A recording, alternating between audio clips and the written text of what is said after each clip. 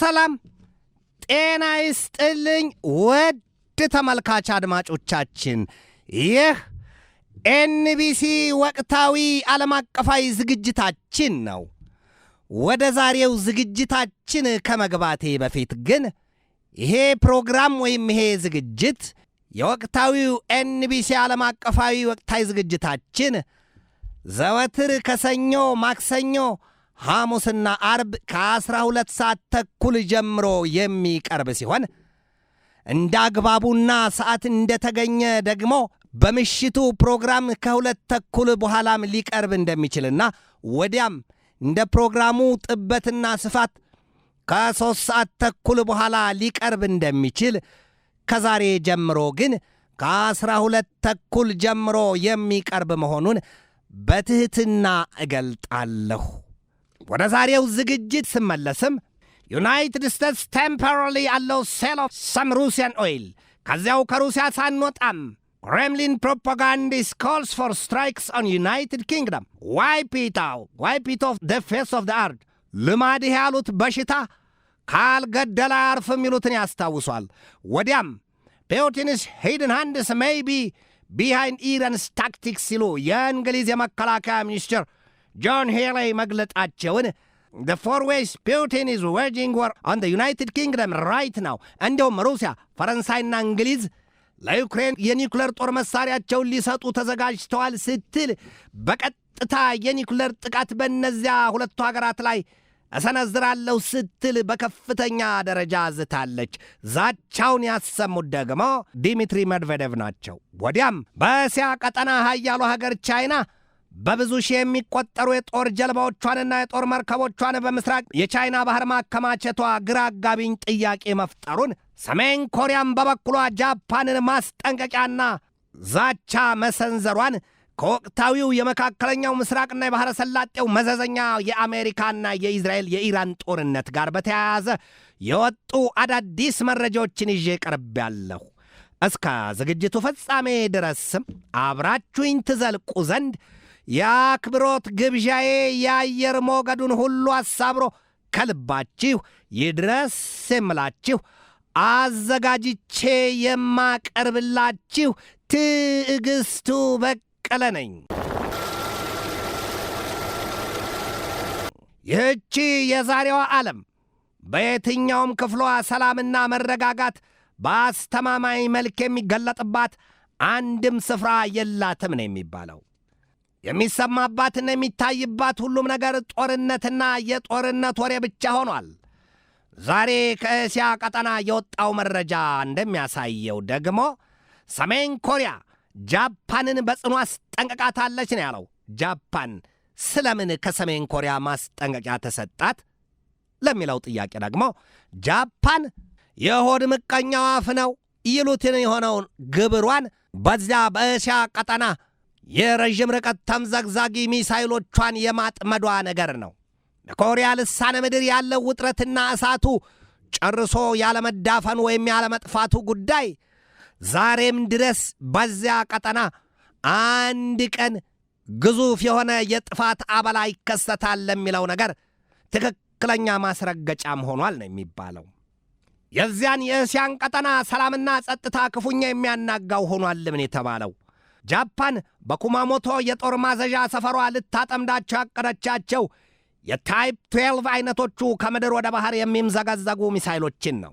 ጃፓን አሁን በሺዞካና በሚያዛኪ ደሴቶችም እነዚያን የረዥም ርቀቶቹን ተምዘግዛጊ ሚሳይሎቿን ለማጥመድ ማቀዷን የደረሰችበት ሰሜን ኮሪያ በበኩሏ የጃፓንን ውሳኔ አደገኛና የማይታገሱት ነው ያለችው።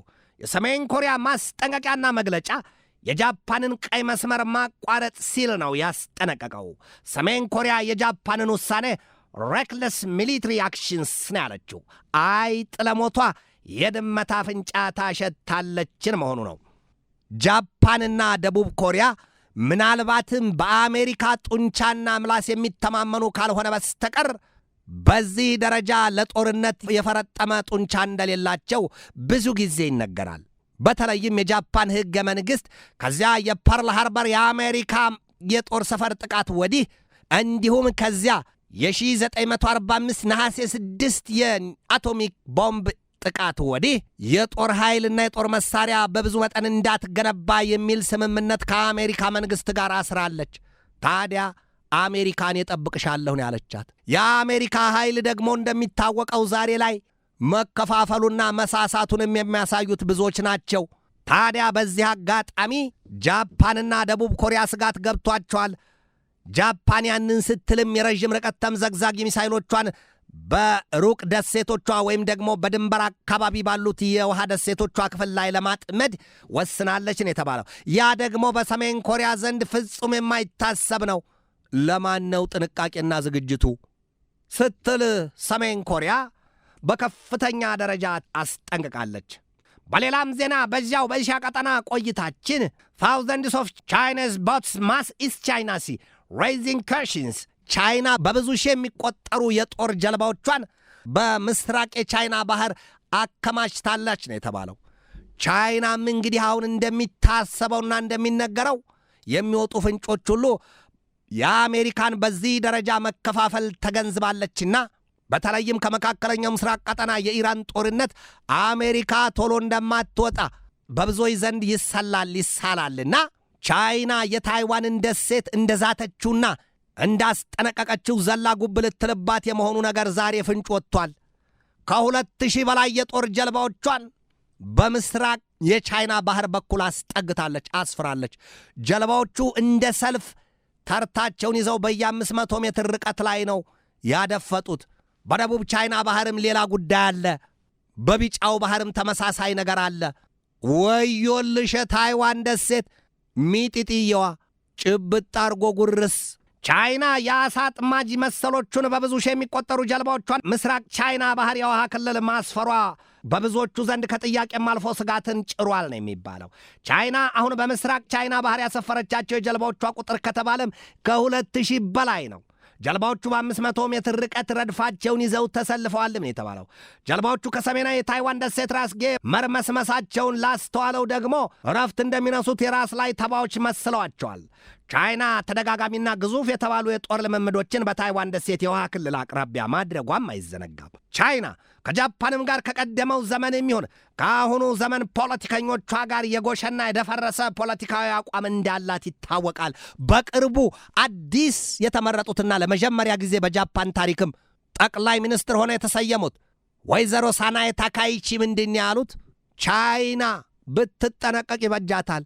በዚያ በታይዋን የውሃ ወሽመጥ በኩል የምታደርገውን ወጣ ገባና ሽርጉድ የታይዋንን ደሴት ለመንካት ለመተንኮስ የምታቅድ ከሆነ ሀገር የጃፓን በቀጥታ የጦር ኃይሏን ትጠቀማለች የማለታቸው ነገር አፍ ሲያመልጥ ጸጉር ሲመለጥ አይታወቅም የሚሉትን ሆኖ በጃፓን ባለሥልጣናት ዘንድ ሴትየዋን እንደ ዝልዝል ቋንጣ ስማቸውን አሰቅሎ አላምጦታል።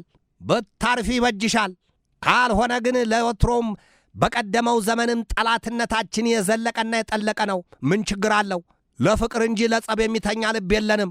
ይህንን ሲሉ የጃፓን ሹማምንትና ባለሥልጣናት በጥብቅ እያስጠነቀቁ ዘልቀዋል።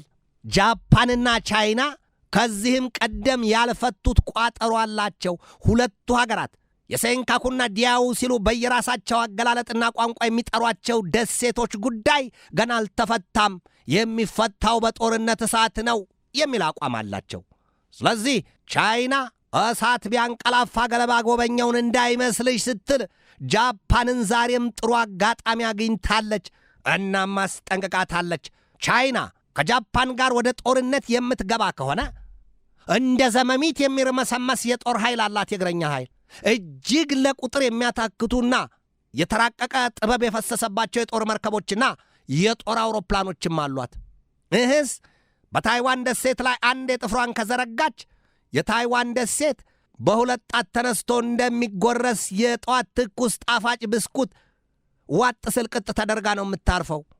የታይዋን ደሴት አጠቃላይ ሕዝቧ ከተባለ ከ23 ሚሊዮን አይበልጥም። የቻይና ጦር ኃይል እግረኛው ብቻ ከ1 ሚሊዮን በላይ ነው። የሕዝብ ቁጥሯ እስከተባለ ቻይና ከ1 ቢሊዮን 400 ሚሊዮን በላይ ነው። ማስላቱና ማሰቡን ለሰሚው ትቸዋለሁ። ይህቺ ሚጢጥየዋ የታይዋን ደሴት ግን በአሜሪካ ጡንቻና ምላስ ተማምና ራሴን የቻልኩ ሀገር ነኝ ጎጆ ጥቻለሁ ስትል መልሳ ቻይናን ታስጠነቅቃታለች። የግልብጥ ልጅ የረገመኝ ይሏል ኢትዮጵያውያኑ አበው። ቻይና ብቻዋን አይደለችም። ብርቱ አጋርና አባሯ አገር ሩሲያም አለች። ሩሲያ በዚህ ወቅት በዩክሬን ላይ የከፈተችው ጦርነት 5ኛ ዓመቱን ይዟል። ማንም ከዚያ ረዣዥምና ሹል ክራንቿ ሊያላቀቃት አልቻለም። የአሜሪካው ፕሬዚደንት ዶናልድ ትራምፕም ፎከሩ፣ አስጠነቀቁ፣ ማዕቀብ አሉ፣ ዛቱ፣ ጣሉ። የሩሲያው ፕሬዚደንት ቭላዲሚር ቭላዲሚሮቪች ፑቲን ግን ጨካኝና ጭስ መውጫ አጣ የሚሉትን በሆነው ስሌታቸው የዩክሬንን ምድር ይዘው ሙሉ በሙሉ እጠቀልላታለሁ የሚል ግብ አስቀምጧል ይሏቸዋል። ታዲያ የቻይናው ፕሬዚደንት ሺጂንፒንግ ከኛ ጋር አባራቸው ከሩሲያ አቻቸው ቭላዲሚር ቭላዲሚሮቪች ፑቲን ጋር የልብ ትስስር አላቸው፣ ጥብቅ ወዳጅነት። አንዳቸው በአንዳቸው የልደት በዓል ሳይቀር በየዓመቱ ሄደው ሞስኮና ቤጂንግ ውስጥ ኬክ ይቆርሳሉ። ይሄ ሁሉ ያለ ምክንያት አይደለም ስትል ቻይና ታሳያለች፣ ሩሲያም በወገኗ። ያቺ አሁን በቻይና ጥርስና በሰሜን ኮሪያ ጥርስ ውስጥ የገባችዋ ጃፓን ከሩሲያም ጋር ባላት የሩቅ ፍግፍግና ጦርነት ከዚያ የዘለለ በኩሪል ደሴቶች ገና ዛሬም ጦርነት የሚያጓስም ዝግጅት ውስጥ ናቸው። ሩሲያም ጊዜ ጎዶሎ ቀነ ካገኘች ጃፓንን ባቀረቀረችበት ደፍታት ልትሄድ እንደምትችል ብዙ ጊዜ ተነግሯል። የኩሪል ደሴቶች ገና በዚያ የሁለተኛው ዓለም ጦርነት ጀምሮ መፍትሄ ወይም ፍቺ ያልተገኘለት ውል አልባ ቋጠሮ ነው። የኩሪል ደሴቶች ሩሲያ የኔ ናቸው ነው የምትለው፣ ጃፓንም የኔ ናቸው ምን ሲደረግ ነው የምትለው። ነገር ግን ጉዳዩ የሚፈታው በዚያ የጦርነት እሳት እንጂ በሌላ አይደለም። እንደ ሸረሪት ድር በቀጥታ በእሳት ምላስ የሚፈታ አይደለም፣ ተበጣጥሶ የሚወድቅ አይደለም ስትል ሩሲያም በዚህ ጦሯን ስላለች፣ ሰሜን ኮሪያም ከወዲያ፣ ቻይናም ከወዲህ ሶስት ጉልቻ ላይ የተጣደች ስስ ብረት ድስት ሆናለች ይሏታል ጃፓን። የጦርነት ስሌቱ ይሄ ነው። ኤዥያ ቀጠና ውስጥ ወይም እስያ ቀጠና ውስጥ ያለው ጉዳይ ይሄ ነው። ከፊል ክፍሏ የሩሲያ ያረፈው በዚያ በእስያ ቀጠና ውስጥ ነው። ከፊል ክፍሏ ደግሞ በአውሮፓ በዚያ ነው ያረፈው። ለዚያም ነው ሩሲያ መለስ ስትል በአውሮፓ ምስራቅ አውሮፓ ዩክሬንን ይዛለች። ወዲህ መለስ ስትል በእስያ ቀጠና ደግሞ ከጃፓን ጋር በኩሪል ደሴቶች ጉዳይ ገና አልፈቱት ጥልቅ የጦርነት አስገምጋሚ ነጎድጓድ አለባቸው። አሁን ዓለም እየጠበበች መጥታለች። የጦርነት ዳመና አንዣቦባታል። የእሳት ዶፍ ዝናብ ሊዘንብባት ነው እየተባለ በብዙዎች ዘንድ ሲነገር ስጋቱ ገዝፎ ሲገለጥ ያወቀን ጨነቀውን ሆኖ ዓለም እዚህ ወጥመድ ውስጥ ገብታለች። በዚያ በእስያ ቀጠናም ይሄ ነው። ወደ አውሮፓ ቀጠና መለስ ስትል ሩሲያ ዛሬ ምንድን ያለችው? ሩሲያ በዩክሬን በገባችበት ጦርነቷ የሳምባ ውጋት ያህል አድርጋ የምታያትን እንግሊዝና ፈረንሳይን በጽኑ ማስጠንቀቋ ዛሬ የተሰማ ዜና ነው። የሩሲያው የብሔራዊ ጸጥታ ምክር ቤት ምክትል ሊቀመንበሩ እኒህ ሰው ሲቆጡም ሲደሰቱም አንድ አይነት ፊት አላቸው ነው የሚባሉት። ድርብብ ያለ ፊት ነው ያላቸው። እንደ ሀገራቸው ፕሬዚደንት ቭላዲሚር ቭላዲሚሮቪች ፑቲን ቁጥርጥር ኩስትርትር የሚል ግንባር የላቸው። ሰውየው ሲናደዱም ሲቆጡም ዝተው ለበቀል አጻፋ ሲዘጋጁም አንድ አይነት ፊት ነው ያላቸው። ሲደሰቱ እኒያ ሰው በሩሲያ መንግስት ታሪክ በፕሬዚደንትነትም በጠቅላይ ሚኒስትርነት የሚያገለገሉ ሰው ናቸው። ዛሬ ደግሞ በሩሲያ ብሔራዊ ጸጥታ ምክር ቤት ምክትል ሊቀመንበር ናቸው። ዲሚትሪ ሜድቬዴቭ ይባላሉ። ዲሚትሪ ሜድቬዴቭ። ታዲያ እርሳቸው ምንድን ያሉት ዛሬ? እንግሊዝና ፈረንሳይ ለዩክሬን የኒውክሌር ጦር መሳሪያቸውን ሊሰጡ መሆኑን ደርሰንበታል። ያ የሚሆን ከሆነ አታድርጉ አንላቸውም። ከቶም ይህን ሐሳብ አንሰነዝርም፣ አናስጠነቀቀም። እንኪያሳሉ በነካካው እጃችን ሆኖ በኒውክሌር ጦር መሳሪያችን ወቅተን እናበራያቸዋለን፣ ገምሰን እንገላግላቸዋለን ሲሉ በጽኑ አስጠንቅቀዋል። ዲሚትሪ ሜድቬዴቭ ለነገር የማይመለሱ ለወሰኑት ውሳኔ የማይታጠፍ ቃል አላቸው ይሏቸዋል። ከዚህ ቀደም እኒህ ሰው በአሜሪካ የቃላት ላፊ ጥቃት የራስ ምታት የሆነባትን ኢራንን እንዲህ እንደ ዛሬው የእሳቱ ውርጅብኝ ሳይወርድባት በፊት የሰኔ ወር ጥቃቱም ሳይመጣባት በፊት ምንድን ነው ያሉት? ለኢራን የኒውክሌር ጦር መሳሪያችንን እንሰጣታለን አሉ። ይህንን የሰሙት የአሜሪካው ፕሬዚደንት ዶናልድ ትራምፕ በታሪካቸው የዚያን ቀን መሰል ንዴትና እልህ አጡዟቸው አቅም ምንድን ነው የሚለው? ይሄ እውን የእርሱ ድምፅ ነው ወይስ የምሰማው ሌላ ነው? እንኪያሳሉ ከዚህ ቀደም ሀገር ያውጥታው ቀርቶ ሰምታችሁት የማታውቁት የጦር መሳሪያ አይነት እናወጣለን፣ ከፈለጋችሁም አሉ እናሳያችኋለን፣ እናንተ የዚያን አይነት እርምጃ ውሰዱ፣ ለኢራን የኒውክሌር ጦር መሳሪያችሁን ስጧት፣ በዚያው የጦር መሳሪያ አይነት ትጠፋላችሁ ሲሉ በንዴትና እልህ የጦፈ ንግግራቸውና ማስጠንቀቂያቸውን ዛቻቸውን በዚሁ በዓለም አቀፉ ወቅታዊ ዝግጅት ላይ በጥልቀት ደጋግሜ ተመልክቼዋለሁ። እኛ የሩሲያው ብሔራዊ ጸጥታ ምክር ቤት ሊቀመንበሩ ዲሚትሪ ሜድቬዴቭ ከሩሲያው ፕሬዚደንት ቭላዲሚር ፑቲን ጋር የልብ አጋርና አባር ብቻ አይደሉም፣ ጥልቅ የሆነ የመተማመን ስሌት ያንን እትብት የተጋሩ ሰዎች ናቸው። ይተማመናሉ። በቅርቡ እንኳን ምንድን ያሉት ሁለቱ መከሩ ዶለቱና አሜሪካ ቶሎ ብላ ከዚህ ጦርነት የማትወጣ ከሆነ አሉ ከኢራን ጦርነት ያለ ጥርጥር የሦስተኛው ዓለም ጦርነት ይጀመራል። ሩሲያ እኮ ከቅርብ ወራት በፊት ከ15,000 ኪሎ ሜትር በላይ የሚምዘገዘገውን የኒውክሌር ጦር መሳሪያ ከ800 ኪሎ ቶን ወይም ከ8 ሚሊዮን ኪሎ ግራም በላይ ክብደት ያለውን መሬት ላይ ለምሳሌ ማንሃታን ላይ የሚያርፍ ከሆነ የሙቀት መጠኑ ከ180 ሚሊዮን ዲግሪ ሴንቲግሬድ በላይ የሚያንገበግበውን ትንንብንን አድርጎ የሚጥለውን የኒውክሌር ጦር መሳሪያ ማሳየቷን ተከትሎ አሜሪካም የለም ግድ የላችሁም ከ150 ጊዜ በላይ ዓለምን ውድም አድርጎ የሚያጠፋ መሳሪያ አለኝ ማለቷን አንዘነጋውም። ከዚያም በፊት ሩሲያ የቡሬቬስትኒክ የኒውክሌር ክሩይዝ ሚሳይል መሞከሯና ለዚያም ትራምፕ በንዴት መቶጋቸውን እናስታውሳለን። ሁለቱ ሀገራት አሁን እባብ ለእባብ ይተያይ ካብ ለካብን ባወቅኩሽ ናኩሽ ስሌትና ስሜት ነው የሚተያዩት። ሩሲያና አሜሪካ ቻይናንም ብትሆን አሜሪካ ጥምድ አድርጋ ያዘችበት ምክንያቱ አላዋጣ ቢላት በቀጣይ የሚያዝያ ወር ፕሬዚደንቷ ዶናልድ ትራምፕ ወደ ቻይና ቤጂንግ ተጉዘው ከቻይናዎቻቸው ሺጂንፒንግ ጋር ሊመክሩ ነው የሚል መረጃ ወጥቷል። ምክክራቸው ፍሬ ይስጥ ወይስ ይምከን ከወዲሁ ለመናገር ይቸግራል። ዓለም እዚህ ውስጥ ናት በልዕለ ኃያላኑ ጎራዎቿ። ሩሲያ በእንግሊዝ ላይ በአራት መንገድ ጦርነት ልታውጅ መሆኑም ተነግሯል። ብቻ ግን ሩሲያ እንግሊዝን መጀመሪያ ላይ ከአውሮፓ ጋር ያላትን ጠንካራ ትስስር ለመበጣጠስና ወዲያም ከሰሜን አሜሪካ ጋር ያላትን ጠንካራ ግንኙነት ለማቋረጥ አበክራ ቆማለችም ይሏታል። በቅርቡ የአሜሪካው ፕሬዚደንት ዶናልድ ትራምፕ ከእስራኤሉ ጠቅላይ ሚኒስትር ቤንያሚን ኔታንያሁ በእርሳቸው ማጠራር ቢቢ ጋር መክረውና ዶልተው በተራቀቀ ስሌት በኢራን ላይ ጦርነት ሲከፍቱ ያቺ ከአሜሪካ ጋር የአንድ ሳንቲም ሁለት ገጽታ ናት የሚባልላት እንግሊዝ በዚያ ጦርነት አልተካፈለችም። ቀድሞ ነገር የለም አልገባበትም ነው ያለችው። የሀገሪቱን ጠቅላይ ሚኒስትር ኬር ስታርመርን ቂም አስቋጥረዋቸዋል ነው የሚባለው ትራምፕ በምላሳቸው። ከዚያ በኋላ ኬር ስታርመር ሁለት የአውሮፕላን ጫይ መርከቦቻቸውን ቢልኩም ዞር በል ለራስህ አርገው አንፈልግም፣ እኛ ጦርነቱን አሸንፈናል። ከዚህ በኋላ ባሸነፍነው ጦርነት ገብተህ በፈርሱ ልታጓራ ነው ወይ? የለም አንፈልግም ለራስ አርጋቸው ሲሉ ስታርመርን የውሻ በትራስ ይዘው ልከዋቸዋል፣ መልሰዋቸዋል፣ አጥረግርገዋቸዋል፣ አሳፍረዋቸዋል። የእንግሊዝ ሕዝብ በበኩሉ ስታርመርን አሁን በኢራን ጦርነት የለሁበትም ሊል ነው ወይ? ምን ማለቱ ነው? መከራው ላይ ለቅሻ ለሙያ ምልጥሻ አይደለም ወይ? ከአሜሪካ ጋር አርፎ አይጣፍም ነበር ወይ? ምን ይለያቸዋል አሜሪካና እንግሊዝ? ከቅኝ ግዛት ጀምሮ አሜሪካና እንግሊዝ ሆድ ለሆድ የአንድ ሳንቲም ሁለት ገጽታ ናቸው ነው የሚባሉት። ብቻ ግን የአሁኑ የእንግሊዙ ጠቅላይ ሚኒስትር ኬር ስታርመር ከአሜሪካና እስራኤል ጋር ተደምሬ ወይም መሳ ለመሳ ሆኜ በኢራን ጥቃት አልሳተፍም ብለዋል።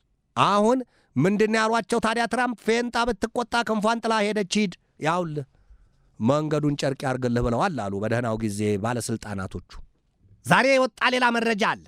የክሬምሊኑ የቅስቀሳ ሠራተኛና ኃላፊው ወዲያም የሩሲያው ፕሬዚደንት ቭላዲሚሮቪች ፑቲን የቅርብ አጋርና አባሩ ቭላዲሚር ሶሎቭየቭ እንግሊዝ ቶሎ ትመታ ዘንድ ሐሳብ ማቅረባቸው ሲገለጥ ሰውየው ዋይፕ ኢት ኦፍ ፌስ ኦፍ ዘ እርዝ ነው ያሉት።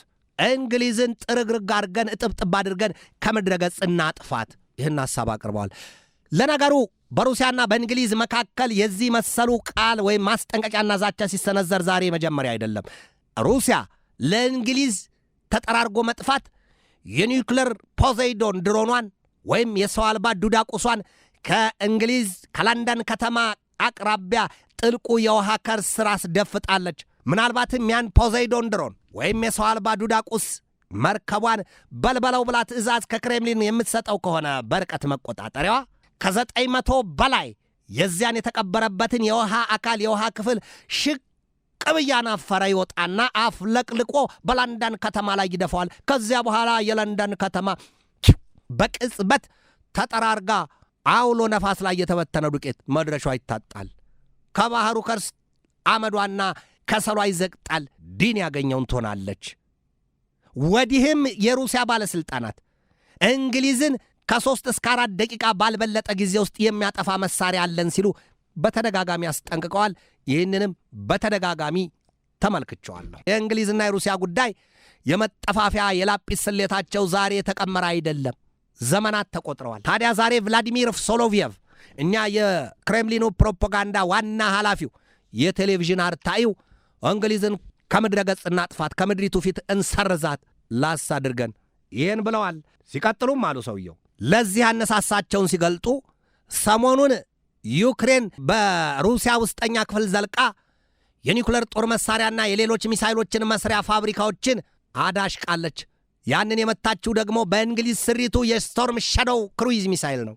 ይህንን ዋናውን የእባቡን መርዝ የያዘውን ጭንቅላቱ እንግሊዝ ናት። እንግሊዝን ከምድረ ገጽ እናጥፋ። ዩክሬን በእንግሊዙ የስቶርም ሻዶው ክሩይዝ ሚሳይል ቁልፍ የሆኑትን የሲልከን ኤል ማይክሮ ኤሌክትሮኒክስ ፋብሪካዎችን ክፉኛ መምታቷ እንግሊዝን ከምድሪቱ ገጽ ተጠራርጋና ተጣጥባ እንድትጠፋ አስፈርዶባታል ነው የተባለው። ከዚያም ውጪ እነዚያ ፋብሪካዎች ለሩሲያ የኒውክሌርና ሌሎች ሚሳይሎች የሚመረቱባቸው ሲሆኑ በእንግሊዝ ስሪቱ የስቶርም ሻዶው ክሩይዝ ሚሳይል ተመትተዋል ነው የተባለው። Everyone should know that this is the British plan and the British are behind it. We understand who is directing Storm Shadow, the British.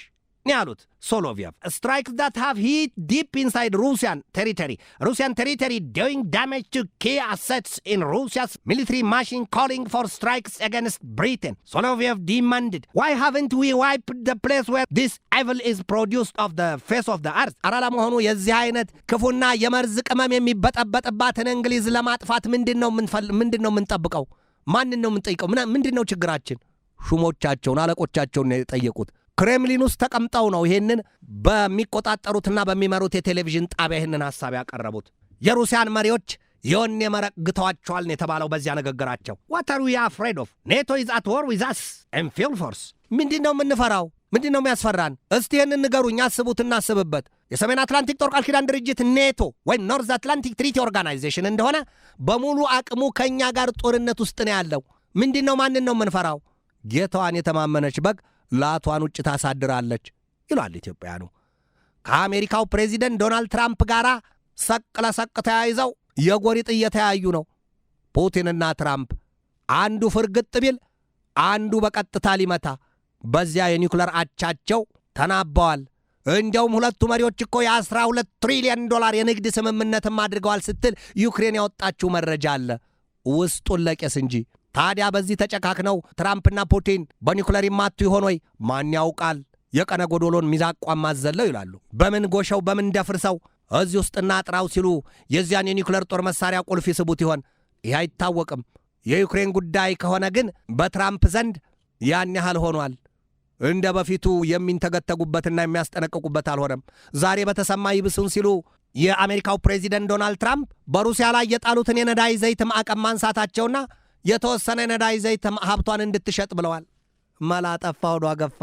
እርሳቸው ትራምፕ በመካከለኛው ምስራቅ ቀጠና በኢራን የገቡበት ጦርነት የሆርሙዝን ወሽመጥ መርከቦች መተላለፊያ ከፋፍቼ በኃይል የነዳጅ ግብይቱን አሳልጠዋለሁ ሲሉ እንዳልነበረ ሁሉ ኢራን ወይ ንክች ብላለች። ወይ ንክች ወይ ፍንክች ሞክረው ግባና ስናንት 5 መርከቦችን መታጋይታለች።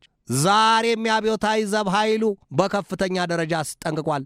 በመካከለኛው ምስራቅ ቀጠና በኢራን የገባችበት ጦርነት ግራ የተጋቡት ፕሬዚደንቷ ዶናልድ ትራምፕ ሩሲያ በጊዜያዊነት የነዳጅ ዘይት ሀብቷን ትሸጥ ዘንድ ፈቃድ ሰጥተዋታል የተባለው። ለሩሲያ ድሮውንስ በጊዜያዊነት በቋሚነት ፈቃድ የመስጠት የመከልከል የዚያ የኒውክለር ጦር መሳሪያ ጉዳይ መሰል ነው። ማን ነው የኒውክለር ጦር መሳሪያ ለማምረት ፈቃድ የተሰጠው ሀገር? ማንስ ነው ከልካው? መዝጊያ ያጣ በር ነው። ዛሬም ለሩሲያ የነዳጅ ዘይት ሀብቷን እንድትሸጥ ፈቃድ ሰጥተዋታል የሚል መረጃ ወጥቷል። ፑቲን መቼ ከዚያ ታቅበው ያውቃሉ? እንደቸበቸቡት አልነበረም ወይ ነዳጅ ዘይታቸውን? አሁን በስንጥቅ ዋጋ አውሮፓኑ ላይ በቀላቸውን ይወጡበታል። ለዚያውም ለአውሮፓ ገበያ አላቀርብም አልሸጥም ብለዋል። ማን አለኝ ከልካይ? የኢራን አብዮታዊ ዘብ ኃይል በበኩሉ የአሜሪካዋን የጦር አውሮፕላን ጫኝ መርከብ አብርሃም ሊንከንን ዛሬ በባለስቲክ ሚሳይል መምታቱን ማለዳ ላይ አስታውቋል። ይህንን ዘገባ እስካጠናቀርሁበት ጊዜ ግን የተረጋገጠ መረጃ የለም መርከቢቱ ስለመመታቷም ስላለመመታቷም። ነገር ግን ያቺ የጦር አውሮፕላን ጫኟ መርከብ አብርሃም ሊንከን ከኢራን መርከብ ጋር በቅርብ ርቀት ተፋጣ ስትታኮስ የነበረውን መረጃ አንዳንድ የዜና ምንጮች አውጥተውታል። አውሮፓ በበኩሉ ከወረደበት የነዳጅ ዘይት እጥረትና ከሌሎች አደጋዎችም ለመላቀቅ ከአሜሪካ ጋር አጋር አባርነቱን አጠናክሮ በኢራን መምታቱ ስሌት ሊገባ ያስፈልገዋል የሚል የጸና አቋም ከጀርመኑ መራሄ መንግሥት ብርቱ አጋርና አባሩ ወይም አማካሪው ኖርበርት ሮቴገን ድምፅ ተሰምቷል ይወጥቷል። ወደ መካከለኛው ምስራቅ ቀጠና ምድር ሙሉ ጉዳይ ልለፍ። ዛሬ የመካከለኛው ምስራቅ ቀጠና ጉዳይ ጭራሹኑ እየባሰ እየከፋና እየገዘፈ ስለመሄዱ ይነገራል። የእስራኤሉ ጠቅላይ ሚኒስትር ቤንያሚን ኔታንያሁ አሉ ለአዲሱ የኢራኑ መሪ ሙጅታባ ካሚኔ የሕይወት ዋስትና የለህም፣ ተጠንቀቅ፣ ኖ ላይፍ ኢንሹራንስ። በሌላም ዜና የኢራኑ መንፈሳዊ መሪ ሙጅታባ ካሚኔ በደረሰባቸው በትር ወይም በደረሰባቸው ምት ቆስለው ሆስፒታል ገብተው ከባድ ክትትል እየተደረገላቸው ነው የሚል መረጃ ወጥቷል። እስራኤል ኢራንን ታስጠነቅቃለች፣ ነገር ግን ኢራን የግንባር ስጋ ሆናለች። በመጣችሁበት ሁሉ ከዚህ በኋላ ምን ይመጣል? ከሞት በላይ ሌላ ሞት አለ ወይ? ግቡ፣ ውረዱ፣ እንውረድ፣ ወርደን የለም ወይ? እንኪያስ ዱላ ይዞ ምን ጥያቄ ያስፈልጋል? ምን ሽር ይዞ ድንጋይ ወርዋሪ አትሁኑ። ግቡ፣ ከገባችሁ ገብታችኋል፣ ምን ችግር አለ ስትል ኢራን በሹማምንቶቿ በኩል ጥርሷን ነክሳ እየገሰገሰች ነው። የአሜሪካው ፕሬዚደንት ዶናልድ ትራምፕ በኢራን የገቡበት የጦርነት ስሌት የተሳሳተ ግምት ውስጥ ከቷቸዋል፣ አማካሪዎቻቸው መንገድ አስተዋቸዋል ወይም ነጥብ አስጥለዋቸዋል የሚል መረጃ ወጥቷል። መካር የሌለው ንጉሥ ያለ 1 ዓመት አይነግስ። ኢራን ስትዝትና ስታስጠነቅቅ የኒውክሌር ጦር መሳሪያ አልይዝም፣ ችግር የለብኝም፣ ድሮውንም የኒውክሌር ጦር መሳሪያ ለመያዝ አልፈልግም፣ ነገር ግን ሚሳይሎችን አልከለከልም፣ ወዲህም ደግሞ ዩራኒየም የማብላላት ሥራዬን ለሰላማዊ የኃይል አማራጭ ነውና ይሄ ታውቆ በዚህ አልደራደርም፣ በዚህ ካልሆነ የሚል ካለ በመጣበት መንገዱ እንቀበለዋለን ስትል ማስጠንቀቋን ያስታውሷል። ድምፅ አንሰማ ማለት ታዲያ የአሜሪካው ፕሬዚደንት ዶናልድ ትራምፕ ለዚች አገር መፍትሄው ወይም የምሷን ማቅመስ ነው ሲሉ ጦርነት አወጁባት። ባለፈው የአውሮፓውያኑ የካቲት 28 ቅዳሜ ረፋድ ላይ ኢራን በዚያ ጦርነት መንፈሳዊ መሪዋን አያቶላ አሊ ሰይድ ካሚኔን ከ37 ዓመታት በላይ የመሩና ያሻገሯትን ድንቅና ጥበበኛ የሚባልላቸውን መሪዋን አጥታለች። ወዲህም ከ165 እስከ 208 የሚደርሱ ዕድሜያቸው ከ7 ዓመት እስከ 12 ዓመት የሚሆኑ ልጃገረድ ተማሪዎቿን አጥታለች። በዚህ የተማሪዎቹ ሞት ጉዳይ ግን ትራምፕና የኢራን ባለሥልጣናት ውዝግብ ውስጥ ናቸው። ትራምፕ ኢራን በክሩይዝ ሚሳይሎቿ መታቸዋለች፣ የሚኖሩበትን ትምህርት ቤት መታን የፈጃቻቸው ይላሉ። የኢራን ሹማምንት ደግሞ የለም ራሳቸው ትራምፕ አይደሉም ወይ ያንን ጥቃት የፈጸሙት ከእስራኤል ጋር? ግድ የለም አንዴ ፈርደዋል፣ አንዴ አድርገውታል። አሁን ምን ወደ ኋላ ወደፊት ያሰኛል? ምን ማመንና መካካድስ አለ? ገብተንበት የለም ወይ? ሞት ተሸክሞ ሽሽት ምን ያስፈልጋል? ይህን ብለዋል። ዛሬ የወጣው የሬዲዮ ፍሪ ዩሮፕ ዘገባ እንደሚያሳየው አሜሪካ የምትመካበትና ራሷን የምትኮፍስበት ያ ግዙፉ በአየር ላይ የነዳጅ ዘይት ለሌሎች የጦር አውሮፕላኖች የሚሞላው ግዙፉ የኬሲ 138 አውሮፕላን ተከስክሷል። በማዕከላዊ የአሜሪካ እዝ የጦር አዛዦቹ በሰጡት ማብራሪያ የለም ይህ አውሮፕላን የተከሰከሰው በኢራንም ይሁን በሌሎች ጠላት ኃይሎች ተመቶ አይደለም፣ ወይም ደግሞ በወዳጅነት የጦር ልምምድም ተመቶ አይደለም። አውሮፕላኑ ተከስክሷል። መከስከስ ግን የተመታበትን አልተናገሩም። የውሾን ጥርስ ያነሳ ውሾን ብለዋል። ነገር ግን ዛሬ ረፋድ ላይ በወጣ መረጃ ያንን ግዙፉን አውሮፕላን መተው የጣሉት በኢራን እንደሚደገፉ የሚነገርላቸውና በኢራቅ ያደፈጡ ኃይሎች እኛንን ብለው ኃላፊነቱን ወስደዋል። የአሜሪካውን ግዙፉን አውሮፕላን መተው የጣሉት መሆኑና ኃላፊነቱን መውሰዳቸውን አስታውቀዋል። አውሮፕላኑ ታዲያ ከ2000 ፓውንድ በላይ ነዳጅ ዘይት ተሸክሞ በአየር ላይ ለበርካታ አውሮፕላኖች በሰማዩ ላይ ሳለ እንደ ግልገል የውሻ ቡችሎች ማጥባት የሚችል ነው ተብሎለታል። ይሄ ኬሲ 135 የሚባለው የአሜሪካ የነዳጅ ጫኝ የሰማይ ላይ ሐይቅ ነው የሚባለው። ያ ሐይቅ በሰማዩ ላይ ሳሉ ለበርካታ አውሮፕላኖች ነዳጅ የሚመግብ ነው። ነዳጅ እየቀዳና እያጠጣ ኃይል የሚሞላ ነው። ታዲያ እሱ ዛሬ ተከስክሷል። ማለዳ ላይ ያንን ያደረግነው እኛ ነን ሲሉ በኢራቅ ያደፈጡት በኢራን እንደሚደገፉ የሚነገርላቸውና በኢራቅ ያደፈጡት ኃይሎች ይህን መግለጫ አውጥተዋል። ለምንድን ነው የሰራነው ስራ የሚሸሸገው? አሜሪካ የከሰረችውን ኪሳራ ለምንድን ነው የማታወጣው? ይሄ ነው እኛ ራሳችንን መተን የከሰከስነው አውሮፕላኑን ብለዋል። ከዚህ ቀደም የካቲት 28 ቅዳሜ ረፋድ ላይ የተጀመረው ጦርነት መጋቢት 2 በአውሮፓውያኑ 2026 3 የአሜሪካ የጦር ጀቶች F-15ቶቹ በኩዌት የአየር ክልል ላይ ሳሉ ተመተው ጋይተዋል። አንዱ የዚያ የኤፍ-15 የጦር ጀት ዋጋው ስንት ነው ከተባለ ከ90 እስከ 97 ሚሊዮን ዶላር ነው የሚሸጠው። የሶስቱ አውሮፕላኖች እያንዳንዳቸውን ሶስቱን በ97 ሚሊዮን ዶላር አስልቶ መገመት ነው። ይሄ ደግሞ ዛሬ የተከሰከሰው በኢራቅ ያሉት በኢራን እንደሚደገፉ የሚነገርላቸው ታጣቂ ኃይሎች መጥተው ያጋዩት የአሜሪካው ኬሲ 135 ግዙፍ አውሮፕላን 39.6 ሚሊዮን ዶላር ነው የዋጋው። ታዲያ ይሄ ሁሉ ኪሳራ አይደለም ወይ? ወዲህም ኢራን ፔንታጎን ባወጣው መረጃ መሰረት የአሜሪካን የሚሳይል መከላከያዎች አንድ ባንድ በነቂስ እየለቀመችና እያጠፋች ነው። አመድ እያደረገቻቸው ነው። በተለይም በባህረ ሰላጤው ቀጠና ሀገራት የተከለቻቸው የሚሳይል መከላከያዎቿ እንደ ታድ የመሳሰሉት ክፉኛ እየተረመረሙና በኢራን ጦር ኃይል እያለቁ ነው፣ እየተበሉ ነው፣ እያጋየቻቸው ነው ኢራን ሲል ፔንታጎን በግልጥ አስቀምጧል። ራሱ አልሸሸገም። ወዲህ የአሜሪካው ፕሬዚደንት ዶናልድ ትራምፕ የኢራን ጦርነት ቶሎ ይጠናቀቃል፣ ምንም የቀረን ነገር የለም፣ በኢራን የሚያሰጋን ነገር የለም ይላሉ። ወዲህም ደግሞ ራሳቸው ዶናልድ ትራምፕ ምን ይላሉ? ጦርነቱ ገና መጀመሩ ነው ይላሉ። ኢራንም ተመሳሳይ መግለጫ አውጥታለች ባለፈው ሳምንት። ከአሜሪካና ከእስራኤል ጋር ያለው ጦርነት ገና መጀመሩ ነው፣ ይሄ ጫፉ ነው፣ ስሩ ገና መቼ ታያላችሁ ስትል መግለጫ መስጠቷን እናውቃለን። ሁለቱም በዚህ ደረጃ እየተዛዛቱ ነው። ጦርነቱ አልተጀመረም፣ ተጀምሯል፣ ዳር ደርሷል፣ አልቋል፣ ተጠናቋል የሚል መረጃ በሚወጣበት ጦርነቱ አልተጀመረም የሚል የሚጣረስ ዜና ይራገብበታል። በአንድ ራስ ሁለት ምላስ። ይሄ ነው ምድር ወይም ዓለም የተረፋት ነገር የለም። ወዲያም መግቢያ ላይ እንዳልኩት በእስያ ቀጠና ሰሜን ኮሪያና ቻይና በተለይ ከ2000 በላይ የጦር ጀልባዎቿን በምስራቅ ቻይና ባህር ላይ አስጠግታለች። ወዲያ ማዶ ሆኖ ክፉ ሰው ተጣራ፣ ወዲህ ማዶ ሆኖ ክፉ ሰው ያለው። ጎበዝ ተጠንቀቁ፣ ይህ ነገር ለኛ ነው። ብዙ ማሳያዎች አሉ። ቻይና አሁን ያሰላችው ቀመርና የሳለችው ስለት ለታይዋን ደሴት አንገት ስለመሆኑ ምንም ጥርጣሬ የለንም የሚሉት የወታደራዊ ተንታኞቹና ታዛቢዎቹ ቁጥርም ህልቆ መሳፍርት የለው። ምድሪቱ ሰላም የላትም። ይሄ ሁሉ ጋጋታና ይሄ ሁሉ የእሳት ሰይፍና ስለት መምዘዝ ለአንድ የምድር አንገት ሰው የሚኖርባትን ዓለም ለማጥፋት ሞኝ ራቱ ሲያሪስቃል። የሚኖርበትን ምድር ለማጥፋት ጠቢቡና ኃያሉ ሀብታሙ የሰው ልጅ በዚህ ደረጃ ተዘጋጅቷል። አጠፋለሁ ሲሉ መጥፋት እንዳለ ማወቅ ያስፈልጋል። ስለ ዓለም ሰላም የዚህን ያህል ቀርቶ 1/5 እንኳን ለስብከትና ለተግባራዊ ምላሽ ተሰማርቶ ቢሆን ኖሮ፣ ሐዋርያ ሆኖ ተሰማርቶ ቢሆን ኖሮ ለሰላም ምድር ሰላም ታገኝ ነበር፣ ፎይቶ አይጸናል። ወዲህ ሲፈልገው የሰው ልጅ ውድም ሙጥጥ አድርጎ የተፈጥሮ ሀብቷን ላስ አድርጎ አጥፍቶታል። ዳግመኛ ላይ ተካውም ላያስብበትም። በፕላስቲክ ብክለትም የዚያን ያህል አበሳዋን አሳይቷታል፣ መርዟታል ምድርን። ፍጥረታቶቿን በሙሉ ከየብስ እስከ ባህር ያሉትን ፍጥረታቶቿን መድረሻ አሳጥቷቸዋል። ይሄ ሁሉ ነው ያለው። ሰላም የቱ ጋር ነው ያላት ምድር?